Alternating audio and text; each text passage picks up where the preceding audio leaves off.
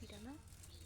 মেরা পিঠা গুঁড়িটা একটু ভেজে নেব, যেহেতু পিঠাটা একটু নরম হয়, তুলতুলে হয়।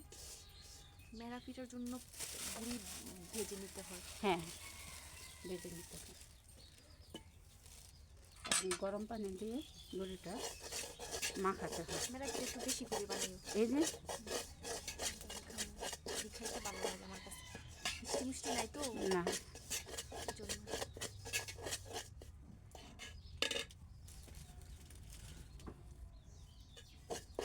ওইটা বানাইবা কখন? বিকালে? এটা গরম পানি।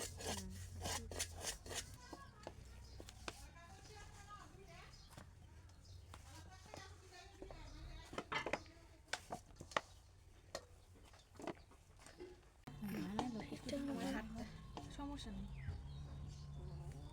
এই জিনিসটা তো আমার বোঝে না, ছেলে মেয়ে বড় সবটাই খাওয়াই তো কি যে পানি দিকে ফেলছে যাওয়া লাগবে। এইখানে ধর, আমার হাতের এইখানে ধর। ও আর হাতটা বিটে করে।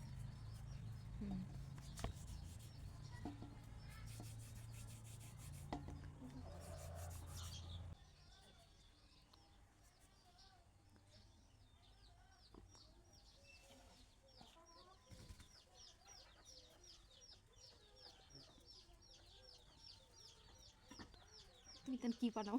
একদিন বানা তো বানা বেটিরা কেমন জানি বানা শুনে তারা মানে তা সজি সুন্দর।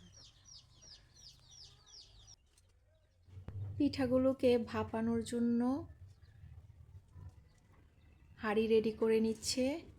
এই যে নিচে একটা হাঁড়ি থাকবে, ওখানে পানি থাকবে একটু বেশি পরিমাণে। তারপর উপরে আরেকটা হাঁড়ি থাকবে, ওই হাঁড়িটার ছিদ্র করা থাকবে, ওই পিঠাগুলো দেওয়া থাকবে। আর চারোদিক দিয়ে যেন ভাপটা বের না হয়ে যেতে পারে, তার জন্য আটা দিয়ে ওই জায়গাগুলো সিল করে দেওয়া হয়েছে, ফাঁকা জায়গাগুলো। যে পিঠাগুলো দিয়ে দেওয়া হচ্ছে, এই পিঠাটা খেতে ভালোই লাগে। আমাদের অঞ্চলের ওইখানকার সবার কাছে এই পিঠাটা খুবই জনপ্রিয়। এটা দুইভাবে করা যায়, নারকেল মিঠাই দিয়ে করা যায়, আবার এমনিতে শুধু করা যায়। এটা ভর্তা দিয়ে খেতে ভালো লাগে, খালি খেতে ভালো লাগে। ভালো থাকবেন সবাই, আল্লাহ হাফেজ।